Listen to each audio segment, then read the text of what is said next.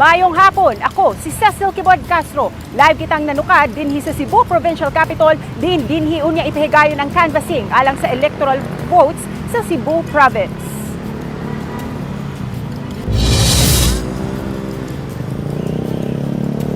Bagong napiling Santo Papa, nakaduaw na dinhi sa Sugbo, samtang siya pa ang Prior General sa Order of St. Agustine.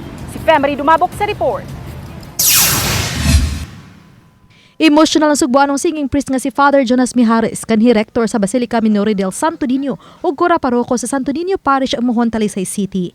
Nga personal nga nakahimamat ni kanhi Robert Francis Cardinal Prevost nga karon mao na si Pope Leo XIV.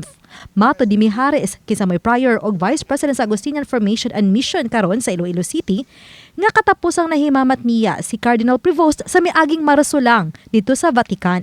Iyang gilagway ang Bag-ong Santo Papa nga yano og dili kay tigtabi apan sayon kayong duulon. When he speaks with clarity, precision, na-agud niya, straight to the point.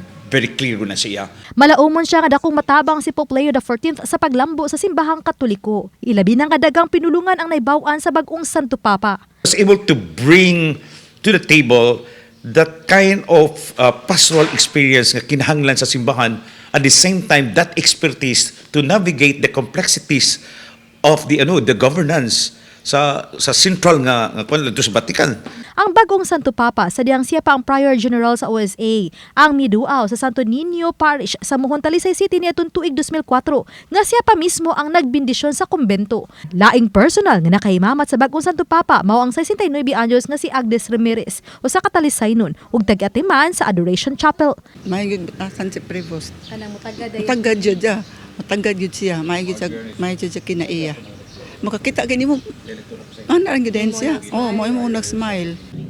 Usa sa gipangandaman sa kaparian sa Order of St. Agustine dinhi sa Sugbo nga posibleng mamahimog yung mga pilgrim center ang mga lugar nga giduaw o naduaw na sa Bag-ong Santo Papa Pope Leo XIV. Sama na lang ni ining kumbento nga siya mismo ang nagbindisyon ug lakip na usab ang kining simbahan sa Mohon, Talisay City nga kaniadto usa pa lang kini kakapilya atol sa pagduaw sa bag-o na karon nga Santo Papa. Sabutan pa sa kaparihang Agustino ang pagpasidungog sa kanhi nila Prior General nga karon usa na ka Santo Papa. Oba ni Cleofer Lumayag, Friary dumabok. Balitang Bisdak.